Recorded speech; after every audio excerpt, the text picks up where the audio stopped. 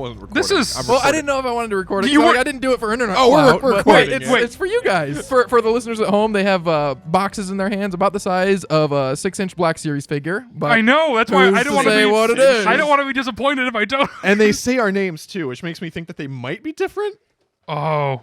Did you specifically... Are they specific? Wait, did you get one for yourself, too? Open them. No, I don't buy myself gifts and What wrap else, them. what else is in your book bag? Wait, how do you want to do this? Do you want to open them simultaneously, or do you want to go Just first? open them.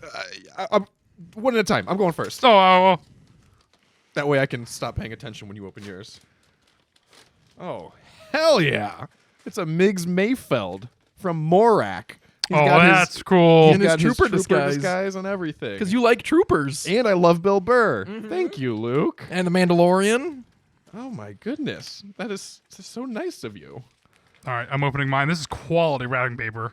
This is Thank you. nice I keep paper. waiting for you to say it's quality Ooh. wrapping because I did put a lot of effort into the wrapping. Jyn Erso, one of my favorite characters. I And know. my second favorite character since the Disney era. Oh my gosh. Luke Taylor, LT, thank you so Why? much. This You're is- welcome. This was so thoughtful of you. Yeah, I just saw them. They were being sold, and I was like, I think Max and Matt would like these. Your birthday's coming up, so this means that I have to get you something, huh? That's true. If you're starting to get me presents out of the blue. I already ordered something for Luke since he's been here for his birthday. Sick. I'm really excited. Dang, you held off on this for so long. Yeah, I had it Thank last you, week, Luke. but I didn't have one for Sway, so I didn't bring them.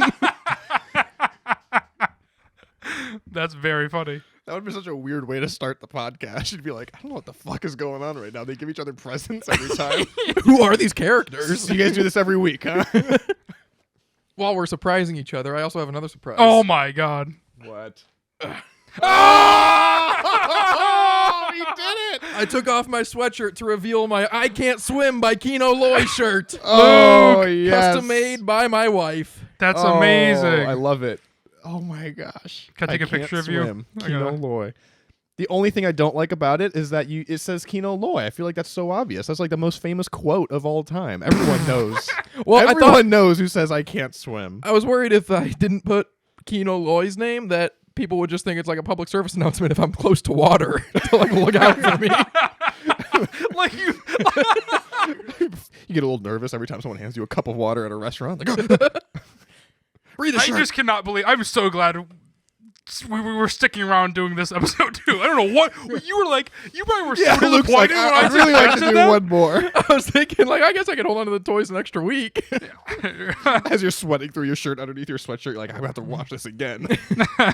Oh my god, Luke. Oh, we also should be like, oh, and thanks to Mike for the animation and Josh for the music. I realized we never credit them with anything. We should at some point. Yeah. Well, not happening this episode. Yeah, one day. Anyway. Hey, this one's already running long. All right, 10:15. We're starting.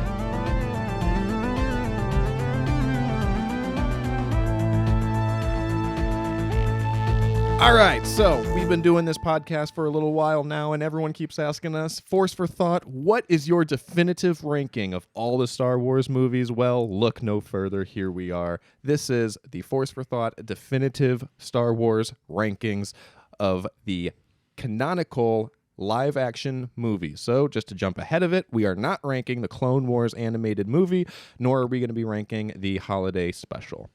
This is Correct. going to be the Skywalker Saga, Solo, and Rogue One only. We will be going in timeline order, starting with The Phantom Menace. We will each give the movies our own personal ranking, where they rank in the list between 1 and 11. And then at the end, I will add up all the scores, and we will put them in the order, and that will be the definitive Force for Thought ranking. Sure. So yeah. we're going to be starting with The Phantom Menace. Matthew, where does The Phantom Menace rank for you? Yes. So real quick, before we jump in, I'm so excited about this episode. I know we're trying to go pretty quick, but I am obsessed with ranking things, which is, at first, I was like a little offended Max wanted to do the ranking episode and host the ranking episode, but then I thought, thank God I don't have to think more than I already do about this. So it gave me a little bit of a mental break, and now I'm very excited to sit back and relax and rank these, and I'm also going to be very upset when the ranking is not going to be what I want it to be. But that's okay, because this is the Force for Thought ranking. It's not So- going to be what any of us want it to be. That is true. So that's the worst part, But I guess. I have a feeling it's going to sway Taylor this episode. Well, statistically, Well, sway Taylor. That would have been great for last week. Oh. is her last name Taylor?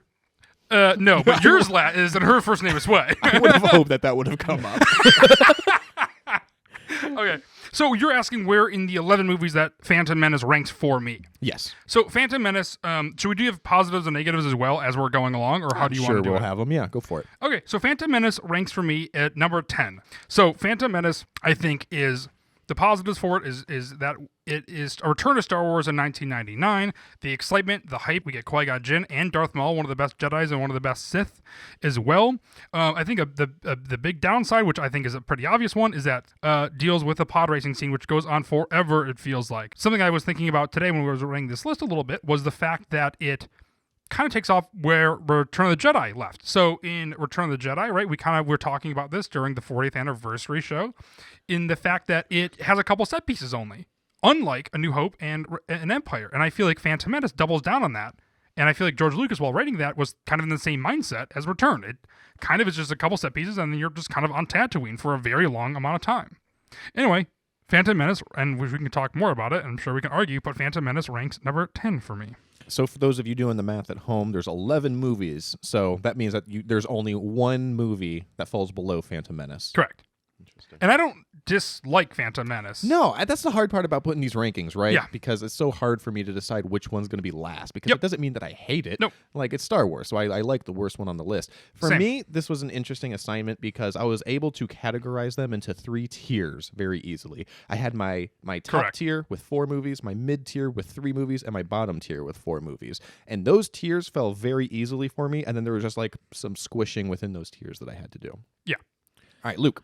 For the Phantom Menace ranking, I put it at 7, kind of middle of the pack. But the reason I like it more than most people is because we've talked about on the show before, what I like about Star Wars is the world building and the lore and the creature design and the mythology. And the Phantom Menace did so much. Like, before 1999, we didn't know, like, the Sith were never named. We didn't know what the Jedi Council looked like. We didn't know what the Galactic Republic looked like. There's just so much that was created for the Phantom Menace that is just so iconic. Not to mention all the great creature design. Darth Maul, Qui-Gon Jinn, some of my favorite characters. So I would be remiss to put it any lower than 7. I wish I could put it higher. Okay. Yeah, that checks out. I'm actually kind of in between you guys. I put it at number 8. The only other thing that I want to point out that we haven't talked about already is the third act. I'm a big fan of third acts, and I think the Phantom Menace probably has one of the best third acts because you got the Duel of the Fates with Obi-Wan and Qui-Gon facing Maul. You have the space battle above.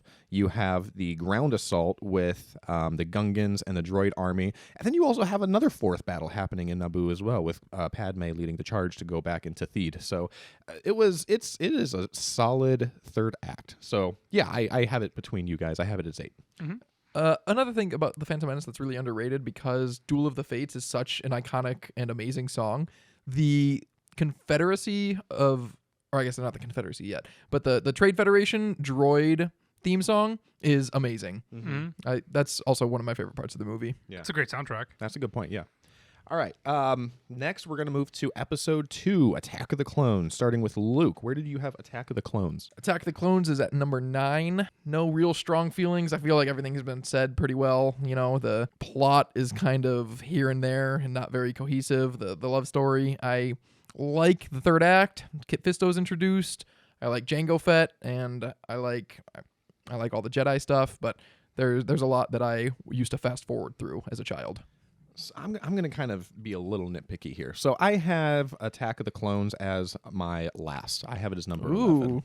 And the reason for that is the reasons that you said, right? And everything with Anakin and Padme, their whole storyline it's not very compelling. And the third act, again, it's very linear. I mean, yes, Geonosis is fun and it's awesome, but I guess maybe I just have ADD or something. You know, you got to mix it up for me. There's only one thing happening at a time. They're on Geonosis, and then they go and they chase Count Dooku. It's just not that great of a third act. But you know, everything else, other than those things, it's solid, right? There's some good world building. Yeah, Wow. I guess that's The about silence it. speaks volumes here, No, folks. that's true. I never thought My about number that. 11. In the third act of Attack of the Clones, how linear it is. Like, there's no cutting to other storylines. Nothing. Like, it's all just different people's perspective on the same thing that's happening one after another. They usually do. Yeah. That's one of the things that I like. I will say, Attack of the Clones has the sickest pun in all of Star Wars that doesn't get enough credit. when Anakin expresses concern for Padme in the arena, and Obi-Wan looks over and says, "She seems to be on top of things." Love that line. They have a good line too. There's for as much grief as that movie gets for its clunky writing, there's some good moments in it too, like when they talk about diplomatic solutions versus aggressive negotiations. Mm-hmm. That's also a good line in there. Dexter Jettster's a great creature design. I mean, the creature designs in all the prequels are Pretty fantastic. top tier. Yeah. I also will put Attack of the Clones at number 11 for me. I think back when they were released, Phantom Menace seemed like the obvious choice to be dead last for a very long time, because Attack of the Clones, when it came out in 2002, was more flashy. It had Jango Fett. But then rewatching it as an adult, it jerks you around a lot until the third act where it completely halts, and then you're just kind of left there. And I think Phantom Menace just has a better pacing throughout and has a more intriguing story. I think I've said this before on this podcast, but Attack of the Clones, I think, is built on moments in that movie, versus Phantom Menace I think is a little bit better of a story, but like you're looking at Geonosis, you're looking at the Colosseum scene, you're looking at Dooku versus Yoda, but all the stuff in between there can get really really dull. And when we watched it in St. Louis when Luke was in college, a very long time ago at this point it feels like, this was probably 5 years ago. Yeah, I feel like when we watched it, I was like, wow, I'm like, it is not a good movie to put on when you're very sleepy. I will tell you that. Or when you have food poisoning. Either way. It's like the Star Wars equivalent of golf. You're just like, oh yeah, we're going to sleep. Yeah, I agree with everything that you guys are saying about the pacing. I will say that I remember in some behind-the-scenes thing that they were talking about the Geonosis droid factory scene with Anakin and Padme, and they get separated, and how George Lucas added that like late in the game because he thought they needed an action sequence here, and that just feels like putting a Band-Aid on a massive wound at this point. Like a gunshot you got structural problems here, and this is not going to save it. Yeah.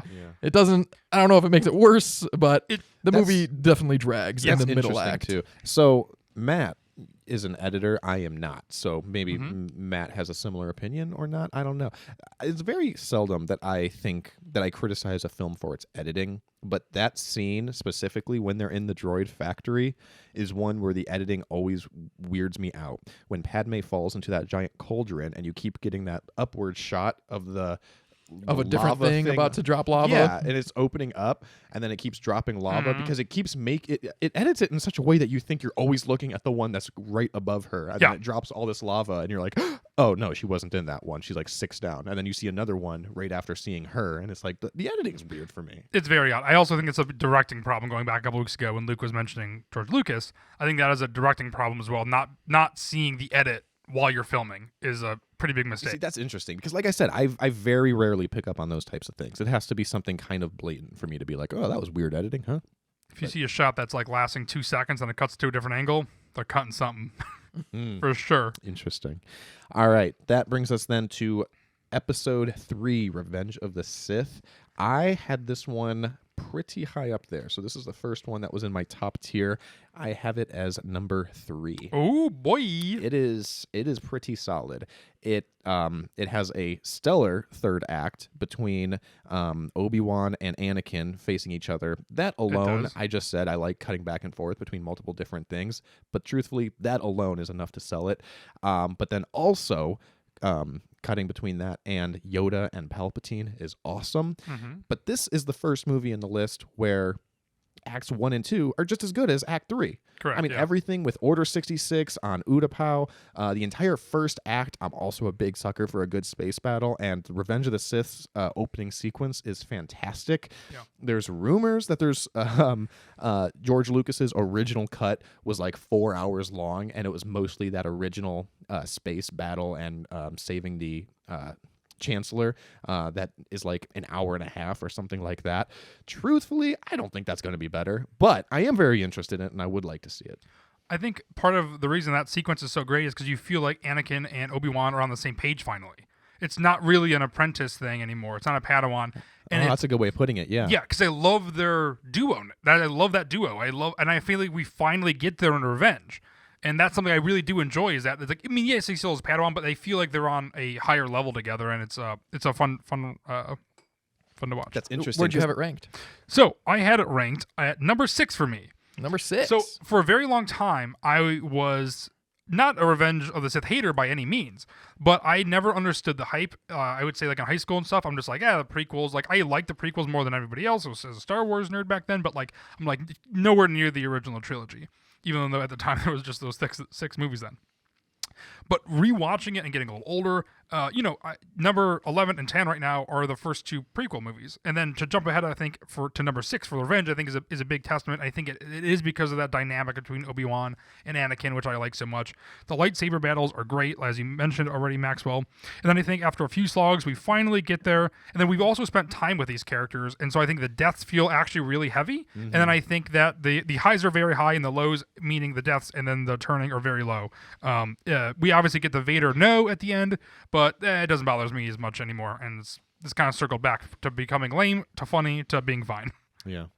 I ranked this one very high. It's my number 2. Whoa! It's one of my favorite movies of all time. This I mean, is probably hot my take. top 5 are probably my top 5 favorite movies, but I think that Revenge of the Sith is by far the best of the prequels, and it has such a hard job of everyone knew exactly where it was starting and where it was finishing and how much it had to do, and it does it all. I think it has some of the most emotional moments in all the movies. Like I always talk about Kit Fisto. He dies and it's really sad. And he's like, that's like the 19th saddest death in this movie. Yeah. So Yeah. there's a Plo lot Koon? going on. Yeah. I will say I feel like I'm always talking about the creature design and how it's so great and the alien design is so great in the movie. I will say this movie has the worst creature design of any Star Wars movie. Are there any new creatures? Very few. There's the Powan, the Mustafarian. I'm having a hard time. Grievous. Do we actually see the Mustafarian? Yeah, I mean they're in the background on Mustafar. Yeah, There's a that's couple. hardly. See, so I feel like this movie focuses on the characters that we already. It's got a Yeah, big task, like you said. Which is fair, Yeah. and Yeah. we already there were so many characters and unique creatures designed in episode 2, and like all those Jedi come back and from the episode 1 also. So I can't really fault it, but I really like to see unique character designs, and there's not too many in this one. Obviously, it didn't knock it down on my list. It's still my number 2 favorite movie, but Yeah, can't. It's hard to go I from there. feel like I gotta save my credibility for when I keep talking about good creature design in other movies. Alright, that's fair. That's fair.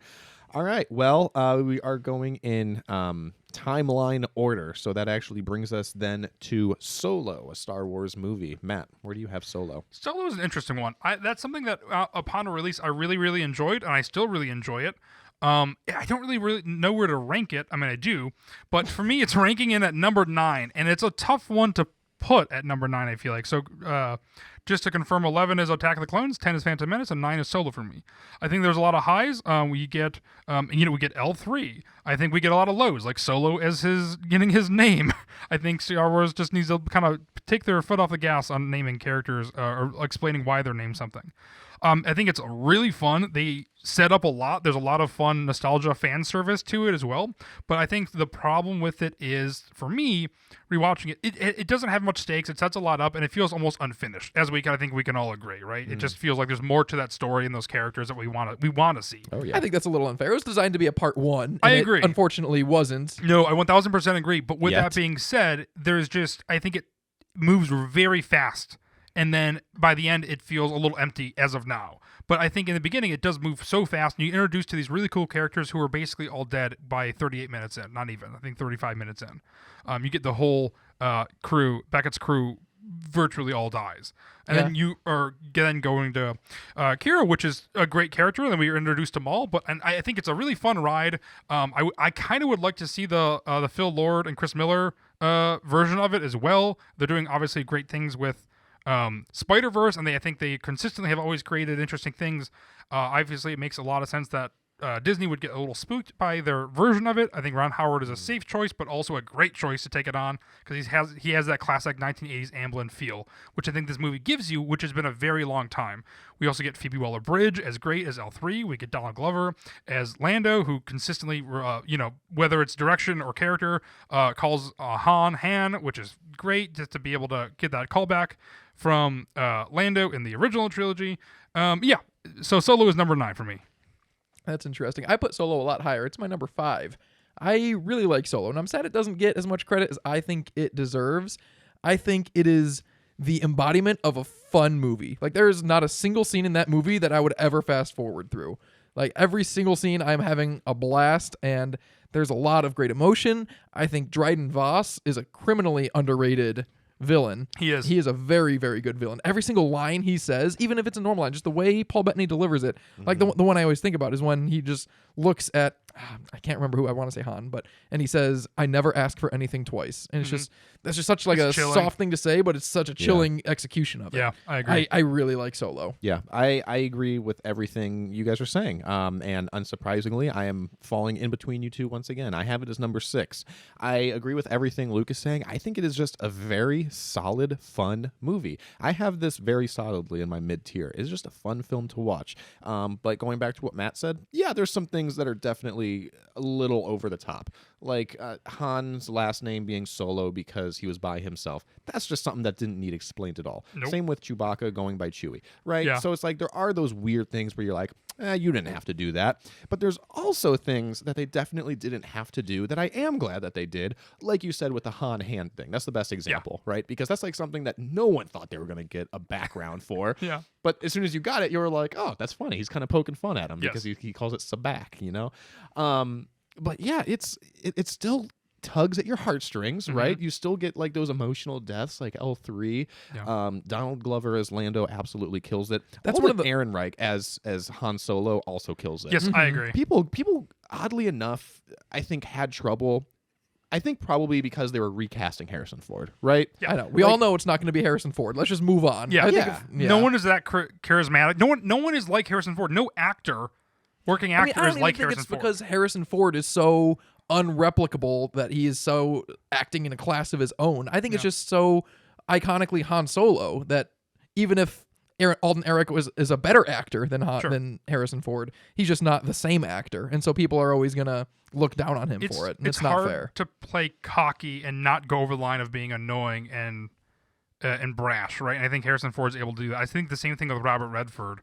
With I'm just like, I don't think anybody else could play Sundance and Butch Cassidy and the Sundance Kid. Like he just has like this charisma to him. I feel like it's both of those actors are like once in a generation, so it's hard to recast them. But at the same time, I think he knocked it out of the park, and I think they did something different with him. He feels younger, and I think it's a lovely performance. Yeah. I think L3's death is top 2 or 3 emotional death scenes in all of Star Wars. Yeah, it's good. And another scene like that you were saying is a great callback and explanation of something we've seen before, but making it fun is when Chewbacca rips off the arms of that guard. Oh yeah, And it's like, we always talked about that. We didn't need to see that. And they put that in there for fans to say, oh, that's funny. And then Han says, oh, great, that's the one that would have fit me. And then they just move right on. Yep. That's a great scene. And that whole movie is like that, where it's just fun and thoughtful, and I love it. Going back to that trip to St. Louis, you were mentioning that when we were playing Edge of Empire all the time with the Wookiees ripping their arms off. Really? Yeah, I thought of you instantly when I saw Solo. Yeah, because that was before Solo came out. Yeah. That's hilarious. They always talk about it. Luke's Yeah. like, give it to me. Yes, Luke, you were a big proponent of that. Going then to Rogue One, A Star Wars Story, would be next in timeline order. Yep. I was trying to kill time because I'm trying to think of who just went first. I think you did. I Wait think till the it's still on. draft. No, I think Matt started that one. So this I is did. Luke. Luke, where do you have Rogue One? Number 4, one above Solo. I'll Wait, defer- you say number 1? number 4. Oh, okay. One above Solo. I was like, whoa, bomb, like a massive bomb. I was like, wow, oh my god. I'll yield my time to you guys because I know you have much stronger feelings for Rogue One than I do. But I really like it. I'm sure I'm about to just agree with everyone. Maybe I should yield my time to Matthew then because I also had it ranked as number 4, oddly enough. Yeah, it's awesome, right? It's I think Rogue so great. One, I'm thankful that it gets the respect that it deserves. Same. I feel like everyone who sees it is like, oh yeah, Rogue One. That's Yeah. like top tier Star Wars.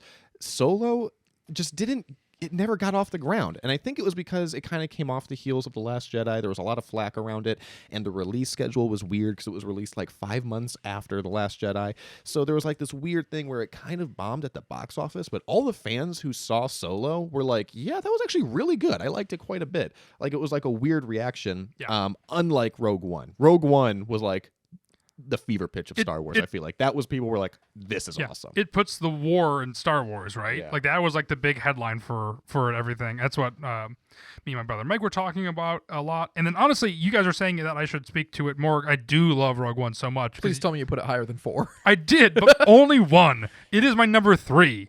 Rogue One's my number 3. I think it's the perfect time period. I love the Galactic Civil War. I think it's great seeing a movie that takes place before A New Hope that leads into A New Hope, but like not so far like Solo is. And I think Solo is ranked a little lower because out of the Solo movies, that's confusing. It feels like this just hits it perfect. Yeah. It hits the tone, it hits the style. And I know like Solo is a fun movie where this movie has so many stakes. And I'm not a huge I am, I guess, a bit of a purist, but I think, especially with my number one and number two, but I think it pays homage to the original trilogy while also being its own thing. Yeah. We're introduced to characters like Bodhi and Sharut, and we also get Saw Gerrera live action and Jyn Erso and Andor, and you get attached to them and then they kill them off, which is a massive surprise ending. Not only do we get a massive surprise ending, but they're all dying, but then we get the cherry on top, the biggest surprise, which is the Vader scene. And you realize it's the Tantive 4. You have all of that. You also have CGI Leia, which I know is hit or miss for some people. I personally enjoy it. We also have CGI Tarkin, which I also really like. He could have just been in the reflection. I would have been fine with that as well. I thought I almost like shit myself in the theater when I saw his reflection because I was like, oh my God, what's going on right now? I will say that's one of the best kept secrets in modern movies in the last decade. Like, can you believe that nobody knew Peter Cushing was in this movie? Yeah. What, like 20 years posthumously? Yeah. And yeah, it was a complete surprise. No one knew. I remember when you first see him in the reflection, I was like, oh my God, are we going to see his face? There's no way. And then you do, and I'm like, oh my God, that was a cool scene. And he's in like 5 scenes. Yeah. This is also the first Star Wars we're able to see without Jedi. We have the Force, but I think this was the first stepping stone. When we were talking about a lot about what Mandalorian was like, kind of as a show in 2019, to kind of how much was riding on it, especially with not having. I mean, there's Jedi in it, obviously, to come, but this was the first step forward, and to be like, this is Star Wars without Jedi and lightsabers. It is still equally as cool, and it has stories worth telling. We also get K2SO, who's one of my favorite droids of all time. Definitely my favorite droid in Rogue One. And then, I think it fills in a small, not plot hole, but it fills in a small plot point that we're able to fill in. And I think it's like a fun little adventure we get to go on with, which ends up having like big consequences. And I think we get to see that people fail in Star Wars in that universe. We also get great action sequences as well.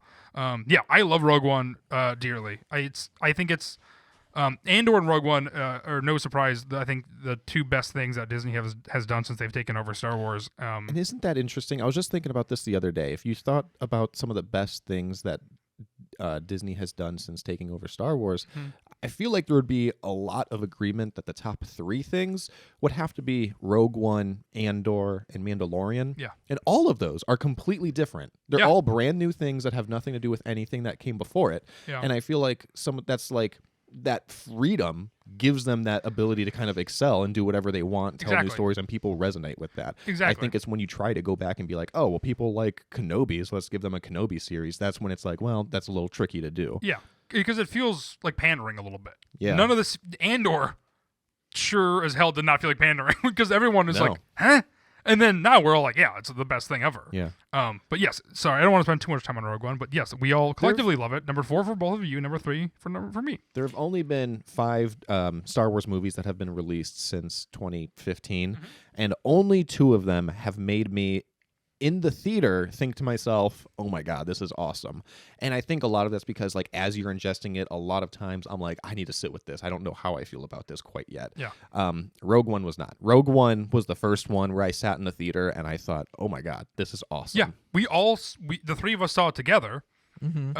Just posted that picture of Luke and I with a very short stormtrooper. Which I was there. I'm not in the picture, but I was there. Yes. And I don't know where you were. That was so weird. But I think collectively, I remember standing outside of the theater afterwards. Maybe we saw Solo together as well. I don't remember, but me and Max for sure saw it together. And I just remember after Rogue One, though, all fanning out for like a half hour right outside the theater, being like, oh my God, there's so much more to talk about. Now, thankfully, we have a podcast that we can just do that on, so we can comfortably do it. It's nice to organize and have structured thoughts. Yes.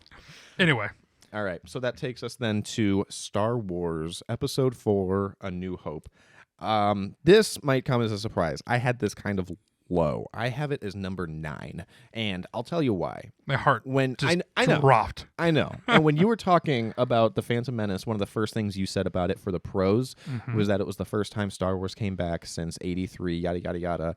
And I immediately knew that we were going to have disagreements about A New Hope because I just didn't really take that into account. And it's hard for me to take that into account because that's such an objective criteria that I feel like just artificially inflates it for no reason. Like, well, I can't say A Phantom Menace is better than it is just because it happened to be the first one in 16 years.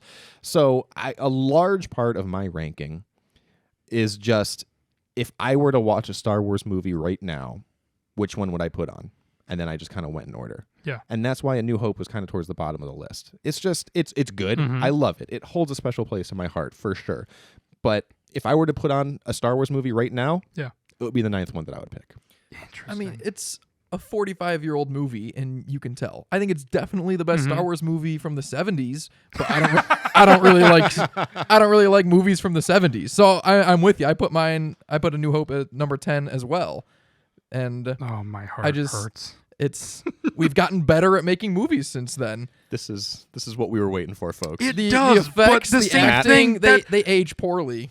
Matt, so where do you rank it? A New Hope is my favorite Star Wars movie of all time, and I don't think that'll change. Really? It is. I think there's. Well, here's the thing, though. I'm saying that like half jokingly that like it's your guys is lower. I do get it. It is a little slower, but I think for me there's a couple things that work in my head. And maybe it's just the way my brain is wired. It's number one is like being able to jump into something. I always prefer starting just from the beginning of it. I like jumping in and seeing. That's the same thing with Lord of the Rings. Fellowship is just my favorite. And I think it is because jumping into something like Empire, just like going into it, it's a little hard for my brain to like compute maybe. I don't know. I'm just kind of coming up with this on the fly, but I think I do like to start from the beginning all the time. I think something else I really like is that a lot of my favorite movies in a trilogy is the first one because it's usually a group adventure, right? And I like group adventure movies. We get Han. We talk about that a lot. And Chewie and Luke and Leia all together. We also get the bonus of Obi-Wan being in this movie, which I think is stellar. And so I think getting that group adventure and kind of having that fish out of water and that group kind of building, I think people always say, usually, besides this group, historically it seems, when you're ranking things, are always like, and then Empire or New Hope or my 1 or 2. And for me, it's always my number 1. I think it starts in, I think we're kind of circling back and then going back to where I was just talking about was, it opens you up into this new world. And I think it is a nostalgia feeling for me seeing New Hope. I think I was like 4 years old, right? Like we were talking about. And so I think you kind of getting that nostalgic feeling. It's like whatever album you get into an artist, even if it's like the worst album, it's the album that got you into that band. And so you just have like a special place in your heart for it. And so I think it's the same thing with A New Hope. It's maybe not the best, right? And I can definitely understand that. I mean, it was saved in the edit, and you can kind of tell in the beginning specifically. Yeah, that's what I was gonna say. Like, I'm not gonna be able to fight that you have very nostalgic, happy feelings with this movie, but like Luke Skywalker's not introduced for like 25 minutes, and Han Solo not for like 45 minutes. Yep. And I just think people have such rose-tinted glasses with this movie, and. Like you were talking about how the trio is all together and the group is all together, but really only for the second act because they only get Leia on the Death Star and then Han leaves after the Death Star and Leia stays on Yavin and they're not really all together that often. And there's a lot of the movie besides the trench run and the second half of the Death Star. Yeah. And it just all of that kind of weighs it down a little too much. I think the pacing is better because I think we get the Andor pacing a little bit where it's a bit of a simmer. I know it takes a long time to get in there, but I think sitting with it makes it worth it as well. I really like A New Hope, obviously, and I think I'm trying to think, looking through my notes, seeing if I have anything else. I do have a question for Luke though, because you make a big deal about creature design, and obviously the cantina is a very famous scene. So, where do you rank this ish in terms of just creature design? Half to low. The creatures are all in the cantina. I mean, there's so much, like the Tuskens are great, the Jawas are great. There's a lot of great creature designs besides the cantina, and the cantina gets a lot of praise for having so many creatures, but none of them are that cool. There's a lot that are just one-offs. There's a lot of that are just like bugs. I don't know. And it's very 1977 thrown together costume story. Yeah, Yeah. and it's just that one scene. Like the rest of the movie is all humans. Yeah. From after, I mean, as soon as they leave Tatooine, I don't think there's a single other alien besides Chewbacca. Yeah. There's something else I think, and being a fan of like film, not that you guys aren't or anything, but loving like watching 70s movies and stuff, Star Wars also solidified and completely changed the sci-fi game. Because if you watch any other movies in sci-fi made before Star Wars, it is very tough. It's semi-unpalatable. Like, I'm sure I obviously- would not be able to. Yeah, 2001: A Space Odyssey, Stanley Kubrick, 1968. I'm pretty sure I'm okay with getting that one wrong versus Star Wars. But that is a tough watch. It's very good, but it's a very tough watch. But that's more like pulpy stuff, like Logan's Run. Have you ever seen Logan's Run? Never even heard of it. Unbearable. That was like a big movie in the 70s. It's terrible. But there's so many movies that are just like unpalatable. You have no idea what's going on. It's such a headache. And at least this movie is so structured. And I think this movie just changed the game for everything. I know I hate always saying like just because it's first, it's the best. But I think it is the nostalgia for me. I think it's the one I've seen the most. And I think it's, for me, it's a comfort movie. So when I go to put on a Star Wars movie, this is the one I always put on. I mean, any Star Wars fan is always going to respect A New Hope. No one's going to say like it's an actively bad movie or anything like that. And I think there is a way to take these into effect without just being like, oh, nostalgia, because I feel like nostalgia is like kind of a personal thing. Like I grew up watching it at my grandparents' house, right? Like that's not an experience that other people had. That's my own personal nostalgia. But like I was thinking about Death Troopers, and I was like, oh, Rogue One's the first time you ever see a Death Trooper. Like that's cool for Rogue One. Like you have to respect A New Hope, and you have to recognize almost anything Star Wars was first seen in A New Hope. Oh, for right? sure. Yeah. Lightsabers, Jedi, Stormtroopers, Death Star, Darth Vader. Yeah. All the spaceships, X-Wings, TIE fighters, like all of these things. And whenever we see a new one, like we're so used to seeing those all the time that when we see a new one, it stands out, right? And you're like, oh, this is the first time we're seeing that. That's cool. Yeah, So- that's fair. It's the difference between like that's the new one for this movie and A New Hope had all of the new ones. Yeah. At And the same time. Like Light and Magic, I think also just solidified it. Just to seeing they created cameras for this. They created everything was just like, just completely concepted in this really punk rock style. And I think it comes across. I think you can tell, and it's very genuine. I think it's very genuine. And I think it's George Lucas directing really well as well. I mean, it literally brought him to the brink of like death almost. But I think he did a great job. Anyway, so I don't want to spend too much time on A New Hope, but yeah, it's my favorite movie. One of my fourth favorite movie of all time. Also, So I'm a little nervous because you kind of talked about A New Hope and Empire. yes. And so I'm afraid there's going to be some more discussion I'm- about this one yeah. too. But Matt, I'll let you start. Where does Empire Episode 5? So I'm guessing too. as people always say, it's either Empire or New Hope. And number 2 for me is The Empire Strikes Back. I have not heard people say that, so I was wondering if that was just you Interesting. putting words in other people's No, mouths. I'm a big disagreeant because I always think, no, it's A New Hope and then Empire. I feel like I've heard that a lot. yeah. I feel like that's the common like, oh, well, it's New Hope and Empire, Yeah, right? I think Empire is great. It builds on the world that they, I think A New Hope was a great foundation. I think Empire builds on that foundation really well. And we get a lot of creatures. Everything is bigger in this movie, right? It's 1980. We're 3 years past now. The stop motion is bigger. The sets are bigger. The stakes are bigger. Everything is just bigger in this movie. I think it's also a great group adventure. The downside, I think, though, of it is that it does feel like a middle part towards the end. I think the ending is always something that I've struggled with because it just ends. They're on the ship and they're like, yep, what's to come? And then it ends. And then I cannot imagine being a teenager in 1980 and being like, I have to wait 3 years now. Like, that's a long time. Like, if you're 15, you're going to be like 18 and like in college or an adult person working because it's 1980. You're not even going to college. Like, I feel like that's a long time to pass. And the internet isn't even out then. I don't even know what was announced back in 1980. Did they know for sure? Was someone like walking out of that theater like they're making another one, yeah, right? exactly. Going back to 1999 or 2002 or 2005 when we're at the lunch table, it's like I don't even know then. Can you imagine 20 years prior? So it's crazy. But I think that's my biggest downside is that it does have. We also I love Hoth, but the biggest downside for me is that the ending always feels just like the middle. We also get one of the biggest reveals in cinematic history. That Darth Vader is indeed Luke Skywalker's father. No, I am your father, and so I think we also get Yoda. And Dagobah, and I think the biggest downside apart from the ending, I think, is that Luke is away from everybody else. But I think it's still a fun adventure for everybody. Mm-hmm. And it's creepy. And it has a dream sequence in it. Unlike Return of the Jedi. I put Empire at number 3. I okay. also really like it. Empire's one of my favorites. I would not have talked so much if I thought Luke and you were both going to disagree with me. No, yeah. I'm far from disagreeing. I think all of the Dagobah stuff and all of the Cloud City stuff Cloud City, are like 2 of the 4 best sequences in all of Star Wars. Yes. So The Carbonite? I do think that the Hoth scene kind of drags a little bit. I know everyone else really, really likes Hoth. I always thought that the AT-ATs were a little too stop motion. Like they walk slow, but I love Empire Strikes Back. It's got a great lightsaber duel at the end. It's the first time I've ever watched a movie. Well, I mean, I was young, but it's the first time I've ever like appreciated a movie for visually looking beautiful. Yeah. Was when they go to the carbon freezing chamber. Like that set design is just amazing, and especially for a lightsaber duel, it just is so good.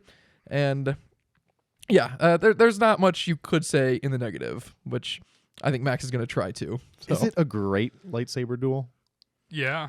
It's not a great lightsaber duel, but the set design makes it great. The set design is up there. They're fighting like it's 1980, but it's definitely a step up from A New Hope. Yes. The lightsaber sequence in A New Hope is very hokey, very dated. Empire definitely stepped it up. But, I mean, if I'm still judging this on just Star Wars standards, it's not a great duel. I would say it's an average lightsaber duel, but I think you're right. I think it's the stakes, the characters, and the set that all make it, not just the choreography or anything like that. What I was going to say about, first off, I have it ranked as number 5, so I'm not that far off. I'm not I that would far have off. guessed lower for you. Okay. No, it's very solidly in my middle tier. I consider it a Sure. mid-tier movie for me. I agree with what you were kind of saying about the third act, how it just kind of feels like it's like a part 1 of 2 almost. Yeah. And then the other thing that I always say about this movie is that the second act just doesn't do it for me. There is so much important stuff that happens in the second act, and I get it. Everything that happens on the Falcon between Leia and Han, and everything that happens on Dagobah with Yoda and Luke, I get it. There's some super important stuff happening there. It's just where I always kind of start to like drone out a little bit. I'm so excited to argue for your number 1. Your number 1 pick, which I assume is the same. We'll get there. I'm so excited for you to defend the second act in that movie. Yeah, just go right into it, because that's number 6 anyway. All right. Is it Return of the Jedi? All right, number 6. I had as number 1. I think it is without a doubt the best Star Wars movie. I shouldn't say without a doubt. I have a really hard time deciding between 1 and 2, but we'll get there. I think Episode 6 is certainly one of the best Star Wars movies. It has the best third act of any Star Wars movie. It has the Death Star lightsaber duel between Luke and Darth Vader, which is better than the one in Empire Strikes Back. The stakes are higher. The characters obviously are still the same, but he's back a Jedi Knight. You also have the space battle, which is probably the best space battle in all of Star Wars. And then you also got the ground assault with the Ewoks and Endor and the Stormtroopers and Han Solo leading a charge. And in the space battle, you have Lando now also who's helping, which is awesome. So the third act is awesome. I know what you're about to say, obviously. You guys are going to say that the second act in Return of the Jedi isn't very good, but I feel like there isn't a second act. I feel like there's a solid first act. I know it's not true. I hear you laughing. I know there's a 3-act structure, but it feels like it just goes straight from Jabba's palace, which is awesome, straight into everything else, which is awesome. Correct. No, they walk around Endor for like a half hour. No, but Max is right. They don't just walk around. I mean, yes, they meet the Ewoks and they retell the story of Star Wars in 20 seconds, but you're right in the fact that it does go straight to Endor, but that's the problem, is that you're in there for so long. It's a great movie, though. I love it. What are you doing when you're there, though? Like, there's still like these chases all throughout Endor. It's not just that. It's also going back to Dagobah to just have a 20-minute pause while they retcon some stuff that they want to retcon. Yeah. No, it was the final steps, and there was some even the most important stuff that happens on Dagobah happens in Episode 6, and that's because George Lucas learned from his mistakes, and he was like, "Let's cut to the chase on this one." Nothing important happens on Dagobah in Episode 6. It's just them just George Lucas trying to smooth his errors over. He's just like, oh yeah, Vader is your dad, but what I said wasn't wrong, and Leia is your sister. Yeah, he kind of and says Yoda Leia now is dies. your sister. Yeah. let me push back and say this though, from a very meta perspective. How important is that scene for having future fan theories, though? Because if we never had that scene where Obi-Wan comes out and he's like, yeah, I was wrong, but from a certain point of view, I was right. If that scene never happened, maybe we wouldn't have all of these speculations about Star Wars. But since that scene did happen, we can say anything is possible. Yes, thank They God. will walk back anything. It was a gift that they made these errors first in the original trilogy, so Not that people errors, can't whine about but- it here and say that it's just a Disney era thing or just a prequel era thing. A retcon, not an error.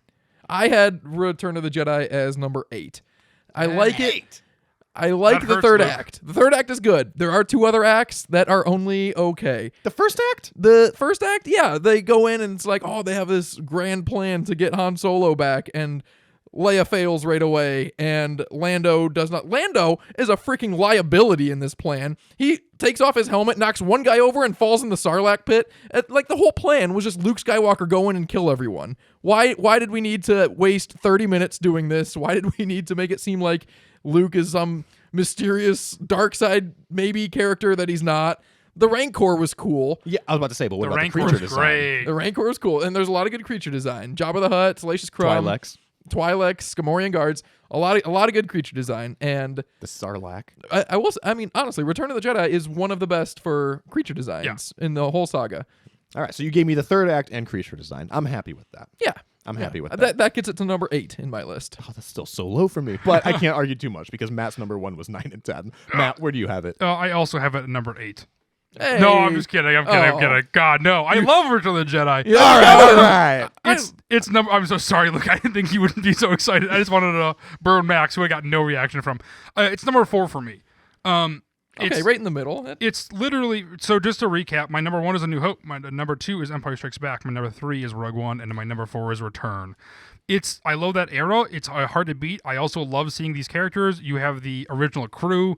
You have this great ending to it. I think we talked about it in the 40th. It does slog in some places, but it builds out the world. And without Return of the Jedi, I don't think we would have gotten the creature designs because it builds out the world in a quirkier way. In Empire Strikes Back, we build the world out to a more dramatic way, and in Return, we build out to a weirder world because it is. There's so many things in this galaxy, on these planets that are weird and quirky, and how the inner workings of, and maybe my basis for like how reality works in Star Wars and stuff too, because you get so many weird things in this movie. But yeah, I think the Sarlacc. Is a cool creature. I think we get the Gamorrean guards, like you said. It's a really creepy movie, actually. I think it does slog. I think the third act isn't as good as you're saying, Max. To me, I don't like it as much. I think New Hope has a significantly better third act. I don't, like we talked about in the 40th anniversary, it doesn't feel like this massive big finale, and that's okay with me. But I think it's a lot of Luke standing around watching things happen and not really making a decision.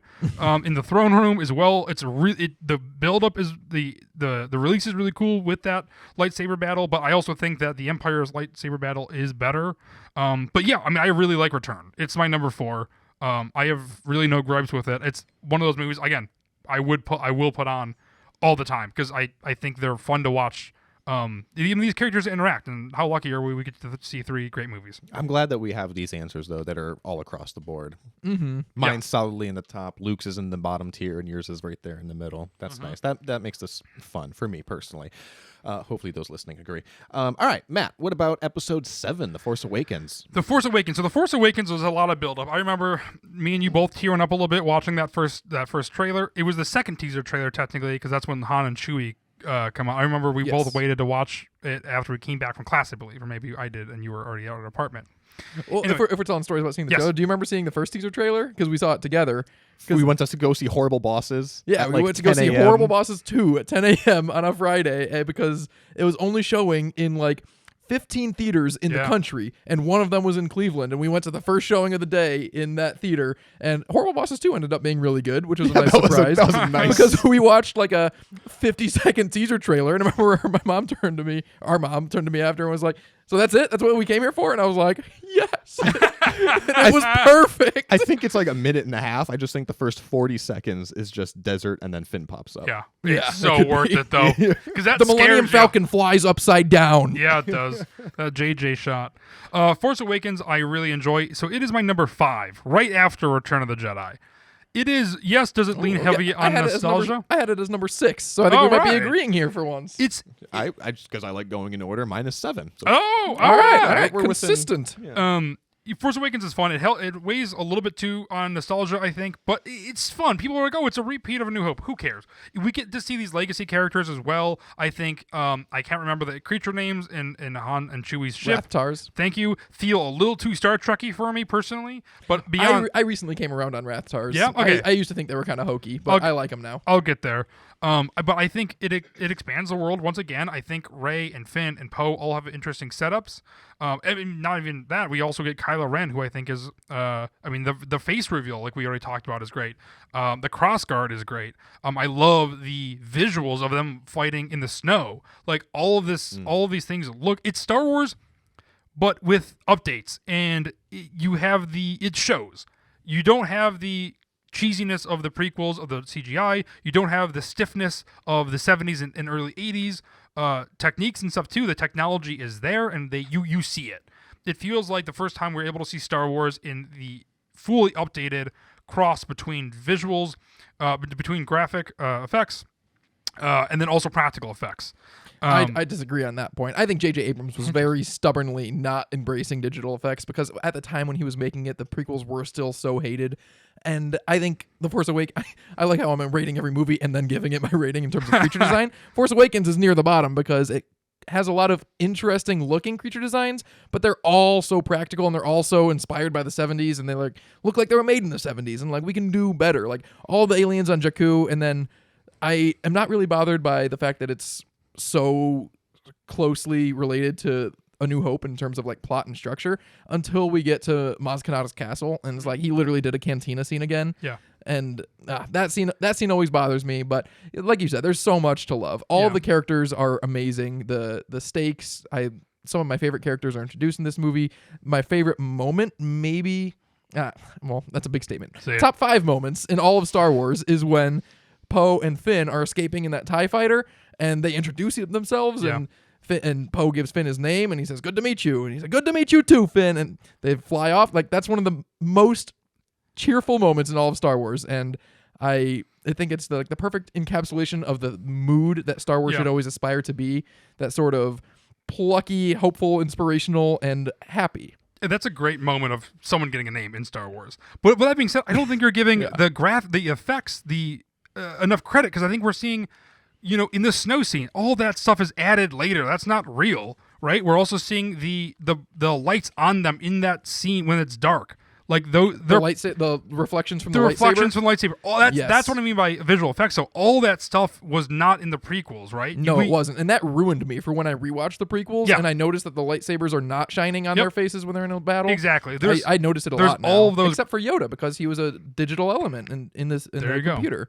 See, there's all those things, though, I think that are added into it that, not just creature design, but just overall movie. And I mean, realistically, there's 2% of that stuff is real, and the rest is green screen, presumably, especially when they're on Starkiller and whatnot as well. I also think a thing that has going for it is the mystery and intrigue. Where is Luke? Why does Maz Kanata have these sabers? What's going on? And I love that ending. What's one of my favorite endings is when we see Luke. He takes his hood down. Yeah.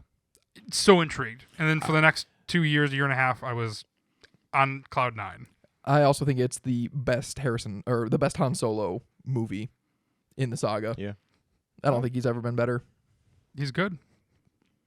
I don't know if I agree with it, but he's good. good. I don't know if I agree with that either. Maybe Empire. I would have to think about that a little bit more. But yeah, I don't have a whole lot more to add. I think you guys touched upon everything. We all agree it's middle of the pack, but very solidly so. It is a good setup, and it is a very fun ride. Yeah. And that's why I had it, like I said, as number 7. And then that'll bring us to episode 8, The Last Jedi. So I had this one as my number 2. This is the one that I thought we were going to agree on our number 1s. No, I already have my number 1. Yeah, you did. Yeah, this is my number 1. I love The Last Jedi. I like The Last Jedi too. I think it is awesome, and this is the second movie that I mentioned earlier where in the theater I consciously thought to myself, oh my God, this is amazing, and that was the throne room scene. I mean, that scene in and of itself is fantastic, but also just that moment that I had in my head watching that when I knew this isn't even the end of the movie. We still have a whole third act following this. Yeah. Just in the middle of the movie, Kylo Ren betrays Snoke and fights all those Praetorian guards. And I mean, I've talked about that scene ad nauseum. That scene is incredible. But just the whole movie in general, I really like the themes of the movie. I really like the theme of losing and failure and having to accept failure and all of that. I think it's awesome. Star Wars is not above criticism. There's plenty of criticisms that are valid for The Last Jedi, right? Like Canto Bight. That's the obvious one. Yeah. I don't love Canto Bight. I really like what it stands for because it helps with Finn's story arc of the idea of failure. Because his whole story arc is trying to find this code breaker to sneak onto Snoke's ship to stop their tracking device and all that. And it all fails. Everything that they do fails.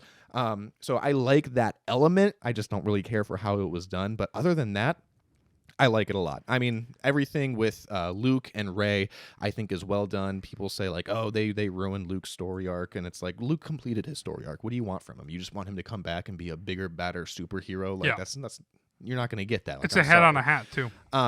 So I like it a lot. I have it as my number 2. Where'd you rank it, Matt? Do you want to go with, since it's your number 1? Do you want me to? Well, let's hear what you ranked it as. Okay. I gotta know how hardly I need to defend it. No, I also really like The Last Jedi. I'm not a Last Jedi hater. I ranked it at number 7.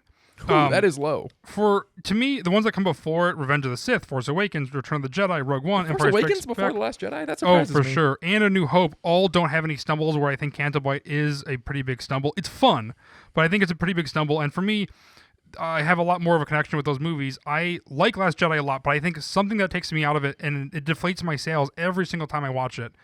It's the way it's done. It is one of my favorite moments, as I just said, as I alluded to, is in Force Awakens, is when we see Luke at the end. And I think what they do with his storyline makes total sense. I think what we talked about in the 40th anniversary, he goes into hiding. That's all anybody's told him to do. That's all his masters have done as well. But it deflates me every single time I see it is in the beginning when he throws the saber behind him. It just is that build up to, I think, maybe one of the worst moments in Star Wars is that moment where he just throws it behind him. I don't disagree with that. I like his story arc. Like I said, I think it's fine. Same. I don't like that he threw it over his shoulder either. Same. I think it could have been more dramatic if he just dropped it and walked yeah. away. Because when he threw it over his shoulder, I remember that first feeling in the theater, and it was early on in the movie still, where I I wanted to laugh, but I was like, was that like a comedic beat? Like that was a weird thing to do. I think it was a comedic beat, and I don't think anybody got the joke. And then I think that's going into something. Some of the humor doesn't land for me. Yeah. The Force feather doesn't hit for me, and I think you don't like the Force feather. No. I think that's hilarious. There's a lot of humor that I don't think is going to age very well, and you see it in a lot of MCU movies as well. And there's nothing like that in the original trilogy. There's no topical or comical jokes like that. I agree with the Force feather. I think the joke about Hux's mom and Poe trolling him at the beginning, that I like. I thought that was hilarious. 1,000%. I think that's very much Poe Dameron. Exactly. I agree. The Force feather just doesn't see. I don't like to say like, oh, we've never seen this, because that's fine, right? People can change, people can do something, but I feel like that's really weirdly out of character for Luke. If it was a Han thing, I could totally see, but some of the jokes just don't hit, and it's how that Rian Johnson wrote him, so that's totally fine. But no, I really enjoy Last Jedi a lot. I think the ending is so cool. I love that he can kind of put himself onto that battlefield. I think Kylo Ren's anger is great in this movie as well. I think we established a connection between Rey and Kylo, which is stellar as well. We get some great visuals. But again, I think Rose is also great. Obviously, the throne room, no reason to kind of go past and talk about that. We have a lot of surprises. Yes, Phasma's death, which is crazy. Some of the jokes don't hit, like I said. And I think it's also a realistic look at loss and Luke's path. I think some people, like you said, want Luke to come out and be a superhero type character, and that's not interesting. Or I think it could have been handled differently. Sure, it have been. Who cares? Well, and maybe that's what he did in the extended universe, but that's not. That's not Luke Skywalker. Exactly. And like we talked about, it makes sense. I think that he went into hiding, and it's like he does come out in his own way. You know, he can't go anywhere either. Rey takes his X-wing. Like, I feel like it makes sense. Everything about that movie I think makes sense. But yeah, basically for me, it's just some of the humor doesn't hit. But I mean, I still really enjoy it. I'm not a Last Jedi hater by any stretch of the imagination. I put it as my number 1. I think it is similar to my views on Andor. Like, I love all Star Wars for being Star Wars, and then every now and again, something just also happens to be the most technically well executed piece of Star Wars. I think this has the best acting, the best directing, the best writing. Yeah. I think it has the best effects, the best like cinematography. I love how in the beginning, like every scene informs the next scene. There's no like jumping from one place to another. Like it logically pans makes in sense. straight from the crawl. It goes through the evacuation onto car, down to the ground, and then Lieutenant Connick sees the Star Destroyers, and then it goes up to the Star Destroyers, and then they see the X-Wing, and then it goes to Poe Dameron, and then it goes, and then Leia's trying to get him to stop, so it goes to Leia, and then it brings out the Resistance, and then they get away, and it goes to Finn, who's finally escaping, and he gets out, and Poe says, "Oh, you must have 1,000 questions," and Finn says, "Where's Rey?" And then it goes to Rey, and then Rey meets Luke, and she's like, and then she talks about Kylo Ren, and then we see Kylo Ren for the first time. It's just such a well-crafted movie. When Luke says, "Where's Han?" It Yeah. hurts. It hurts me every time. Mm-hmm. And then it cuts that hard cut right to Kylo Ren. And I hate when people just the porgs and stuff. It's just like it's a Star Wars creature that inhabits this in this world. What do people say about porgs? I've never even heard that. Well, because there's no point to them. There's no the people are like, oh well, Ewoks had a purpose in the story. That's what I love about it, that there's no point to it, but they add it. Well, I mean, I know there was like technical on-set limitations that they added it for also with the Puffins, but they don't have a purpose, and it just makes it feel more otherworldly. I agree. Similar to Canto Bite, like how I don't like in The Force Awakens how they just redo another cantina scene. They're very close to doing that in Canto Bite, but they just flip it on its head, and it's a classy cantina, and it's a casino. And I love the casino scene, and similar to the fact that there's not that much unique creature design, they have DJ, who I think should have been alien, but in a world where he's not, they gave him a fun accent with a stutter, and that's like otherworldly enough that I'm okay with it. And that's what I look for in Star Wars, something that is a great movie and also set firmly in this world.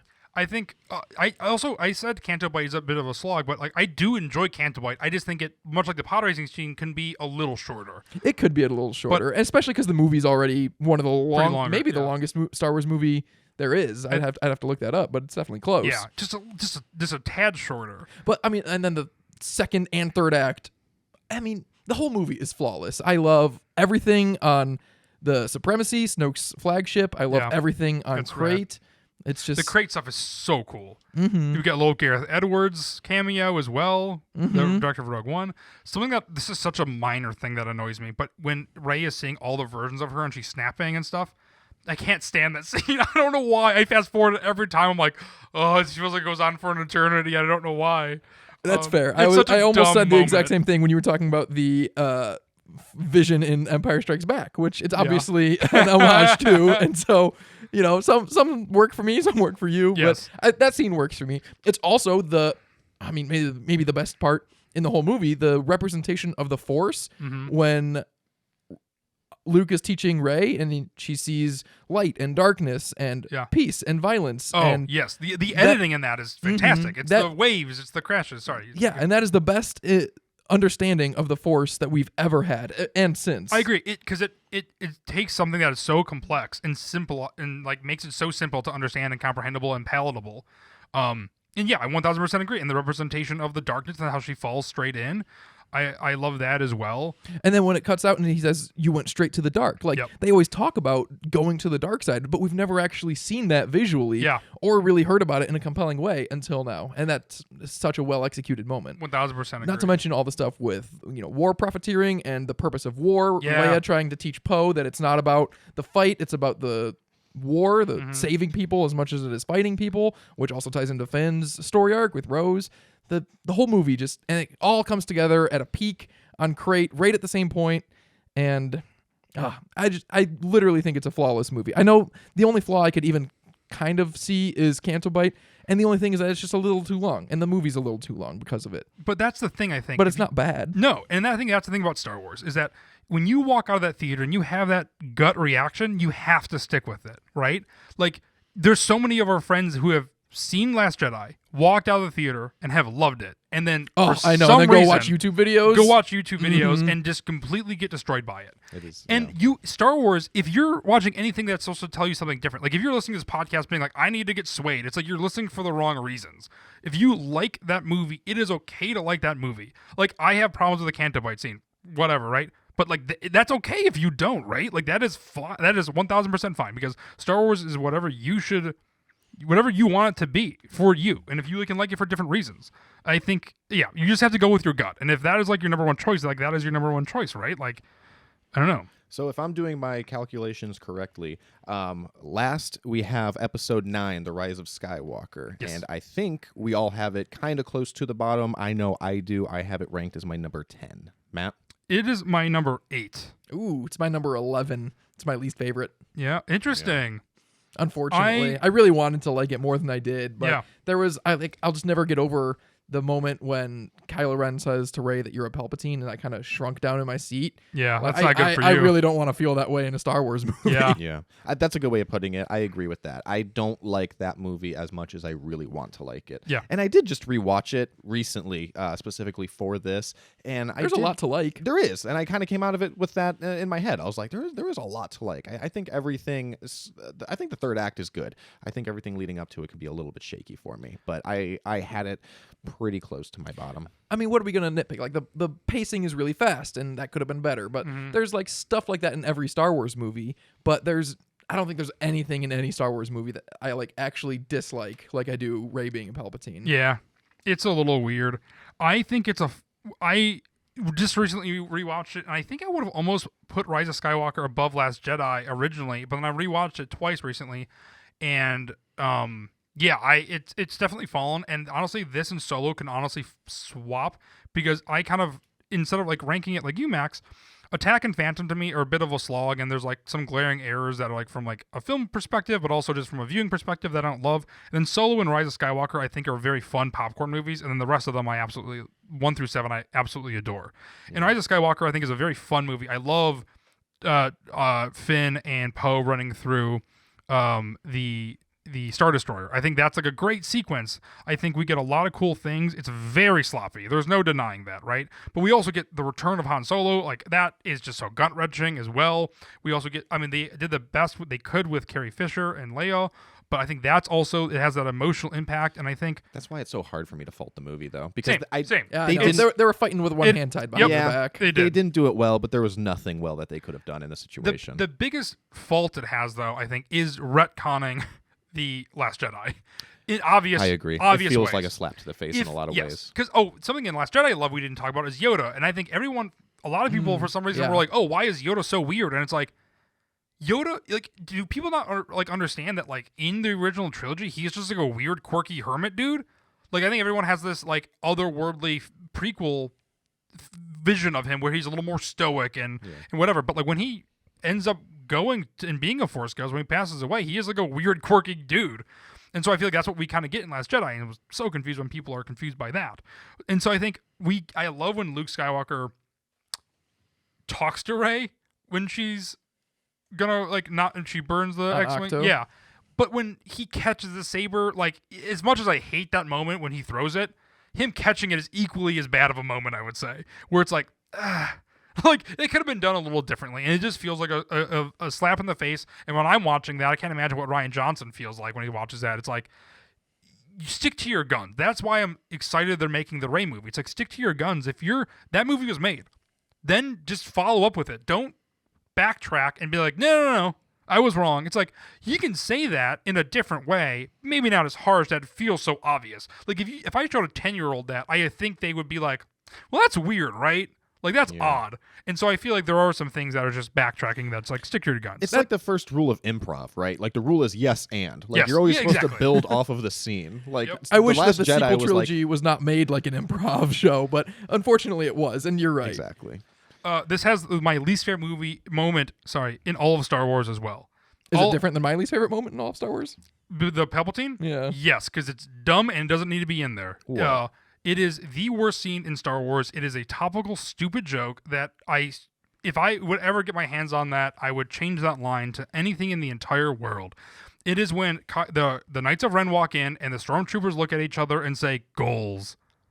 They say ghouls. I think they say goals. Like goals, like an aspiration? Yes. The subtitles say ghouls. I am 90% sure they say goals. And it's supposed to be a funny beat. It sounds like they say goals. I think they do. I agree with Max. The subtitles say ghouls. What does that even mean? I don't know. I don't get it either. Yes, There's a lot of moments like that Yeah. where the writing, I think The Rise of Skywalker has some of the worst writing, and I'm usually very particular when people criticize writing, but there's a lot of moments where I'm just like, that was weird. Like, big examples are when Hux reveals himself as the spy, he kills the stormtroopers, and he just blurts out, "I'm the spy." It's like, that's a weird thing to say. You just showed us that you are the spy. Like, it would have felt more natural to have one of the heroes say, "You're the spy." But even that would have felt like forced and clunky. I agree. Like, you didn't have to do that. And then in that exact same scene, I always think of that part where Finn says, "Why are you helping us?" And he says, "I don't want you to win." It's like, that's not a responsive line to what he just said, though. Like, you can jump straight to, "I need Kylo Ren to lose." But, like, that's a weird thing. Like, clearly there was a writer who wanted you to say that more than they wanted this scene to make sense. And then the other thing that I always think of is when they say, "Somehow Palpatine returned." I don't think that writing is terrible. I think a lot of people hate the sentiment. And I think what they could have done super easily to make that line better is just remove "somehow." Just say, "It's confirmed the worst. Palpatine's returned." Because when you have that in-universe admission of like, yeah, this is crazy, it only reaffirms for the audience, yeah, this is crazy. Which is exactly what they do with Luke, too. They just need to take that stuff out and be sure of themselves. Because I think after Last Jedi, they took a swing, and it was mixed for some reason. And then I think when Rise of Skywalker, they're like, we need to make the most uncombative movie possible. And in that, you get the opposite. You get the antithesis of A New Hope, which is authentic and genuine. You get something that is pandering and weird. Yeah. But it's a fun group adventure, like I like. Yeah, so I was going to defend it's fun it as a little hell. bit. It's my least favorite Star Wars movie, but there's still so much to love. I mean, all of the Poe and Finn dynamics when Poe names Finn a general. That's amazing.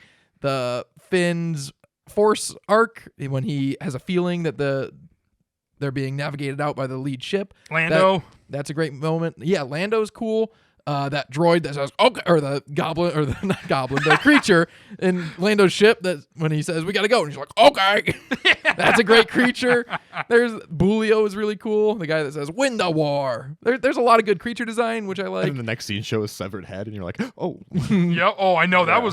That's a cool moment. They need more. And you things do like see that. the Knights of Ren, and the Knights of Ren are cool. I wish we got more of them in the earlier movies rather than just like immediately get wiped out by Ben Solo. But seeing Ben Solo again, also awesome. Yeah, there's Ben Solo obviously was great. a lot of highs. I'm not saying that it's a bad movie or irredeemable or anything like that, but we are ranking them. Something's got to make it close to the bottom of the list. Yeah. And I think this is going to be close to. So I've crunched the numbers, and here is the definitive ranking for the Force for Thought podcast. Should we We're go? going to have some issues that we have to settle, though. Oh no. So coming in at last, we have the Attack of the Clones. That is Really? ranked That number 11. That beat out The Rise of Skywalker? That It surprises did. me. Rise of Skywalker is next at number 10. Okay. And then we have The Phantom Menace at number 9. And then we have our first tie.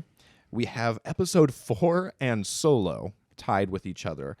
And I'd hate doing this because in my ranking, I think I had Solo higher than A New Hope. Mm-hmm. But If you're going to after say some talking bullshit about about legacy, you have to take it into consideration. I think you put A New Hope above Solo. I think so too. I mean, obviously, I'm going to defend I'm it. outvoted, so I'll save the time. But I think Solo's so much better. Solo's a fun movie. I don't think in 20 years it's going to be as, I don't know. I mean, it promises a lot. I think you can watch the original trilogy. I think is unbeatable. I think since we have a tie, That's such a dangerously arrogant statement. No, I mean- don't. I think it's on. It's because it's Luke the doesn't class- think that A New Hope holds up now. No, it doesn't hold up now. And it's interesting to think about Solo in 20 years. What do you think A New Hope is going to look like in 20 years? You think our kids are even going to want to watch it ever? I hope. I mean, it's so slow for us. It's slow, but it's worth it. We're talking about a tiebreaker here. We're talking about tiebreaker, It's a and I'm outvoted tiebreaker. 2-1. I think you got to take into account the legacy, everything it set up, everything it did for cinema and film in general. I say it's decided. We do have 3 people, luckily, so we can do a majority rules. Honestly, when it comes down to it, the worst case is that I would rather watch Han, Luke, Chewie, and Leia versus Kira and Han. Those characters are Star Wars. Without them, Star Wars is nothing.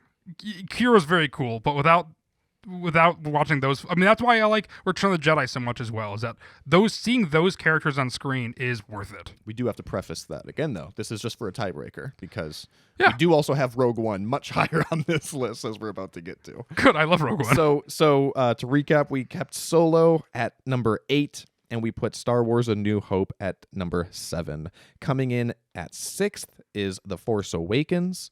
Coming in at 5th, to break my heart is Return of the Jedi, and then we have another tie between third and fourth place. We have a tie between Rogue One and Revenge of the Sith. Out of those two, it's really tough. Wait, say Revenge of the Sith? Oh, and Rogue One? No, Rogue One I think is the better movie. I think Revenge of the Sith is really good, but it saves that whole trilogy where I think Rogue One is able to do that in one single movie, prove itself, give you new characters. It literally puts the wars in Star Wars. It introduces you to a group of characters that like not only are fun to watch, but then you're like, ooh, like if you're a kid, you're like, ooh, I'm that character, you're that character, and it gives this whole group dynamic. I think Revenge of the Sith is a great movie, but I also think it has some baggage attached to it. Where I think Rogue One is a clean slate.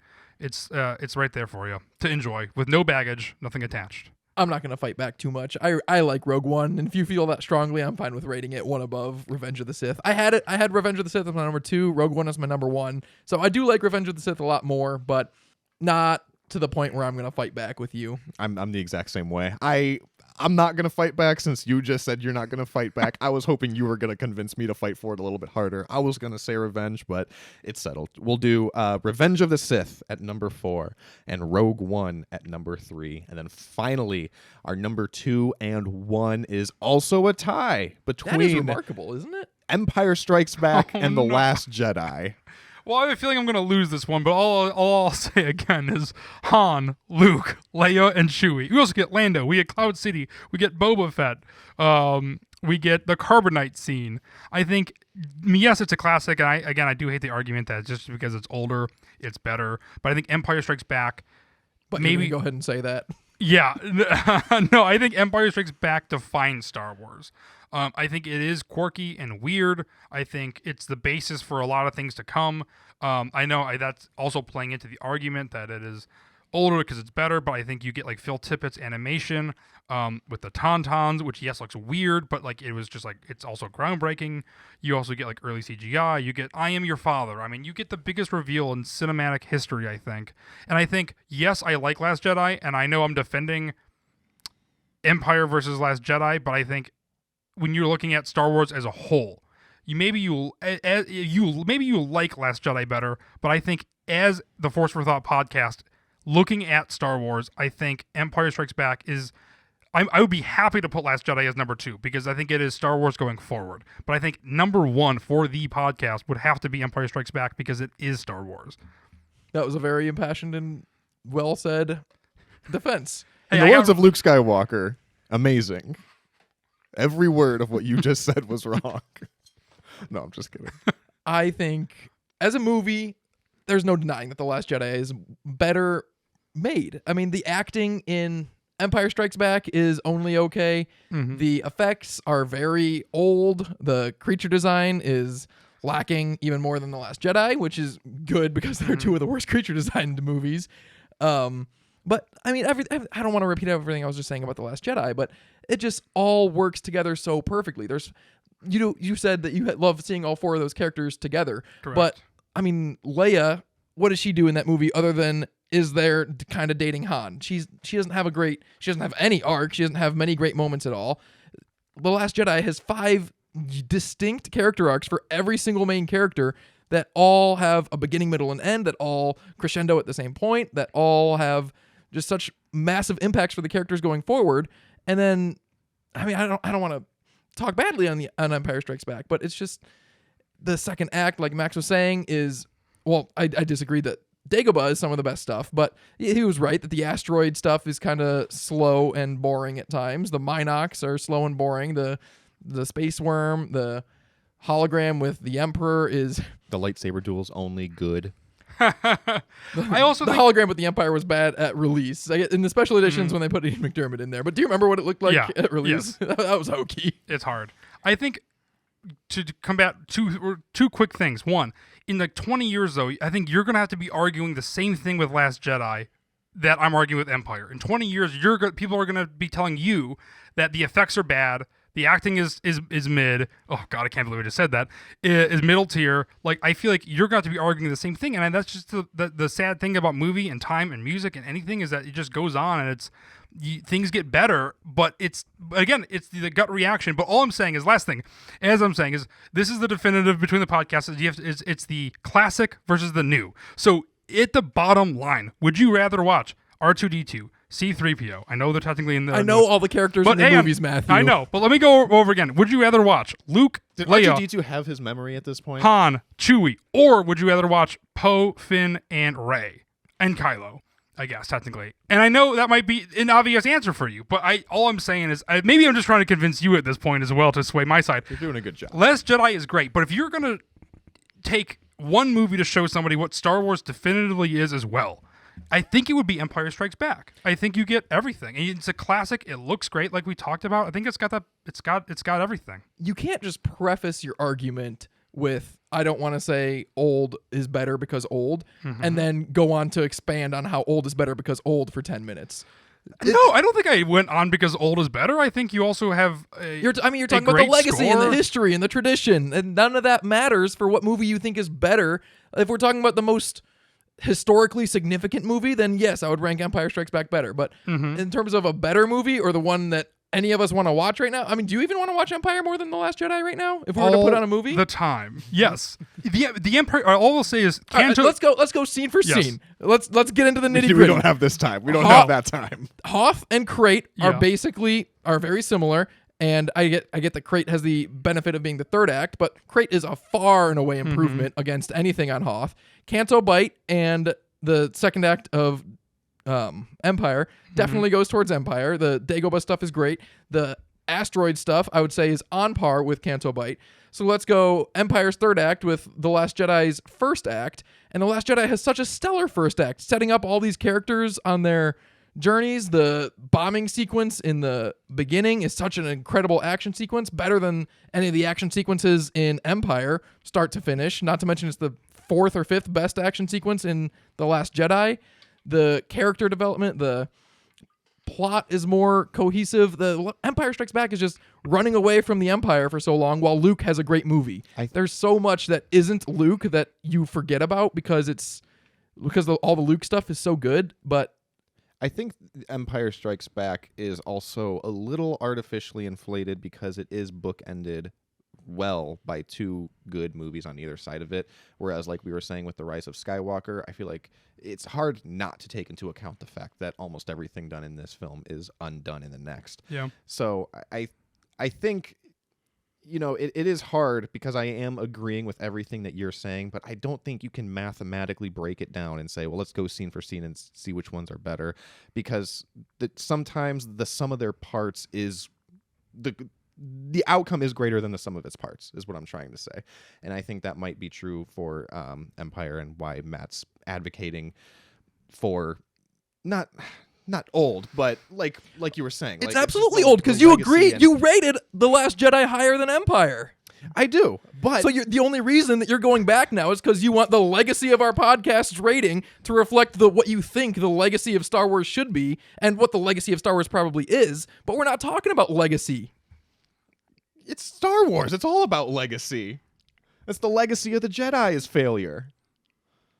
I think ultimately Empire is a better movie. Obviously it's my number 2. If you think ultimately it's a better movie, then we should have been talking about that instead of old for the last 10 minutes. That's what I was talking about. Talking about that, though. I mentioned. I mean, I said I don't think it's. Just because it's older, it's not better. I know you said that. I know. Then you explained the opposite for a long time. I guess if you want to go back to it, I think the writing is better. You don't get topical jokes. You don't have a slog like Canto Bight in the middle of it.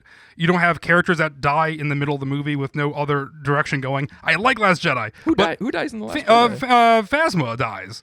You also get and then they also backtrack on Rose, which I also really like Rose. But I think what do you mean by backtrack on Rose? Because she's not in Rise of Skywalker, which is stupid. Well, we're not talking about the Rise of Skywalker. We're not talking about Rise of Skywalker, but I'm just saying I think ultimately Empire Strikes Back is just a better movie. I mean, if you look at all, I hate also looking at different lists and stuff too. But Empire Strikes Back is not only a good Star Wars movie; it's a great movie beyond that. It's also my personal number 10.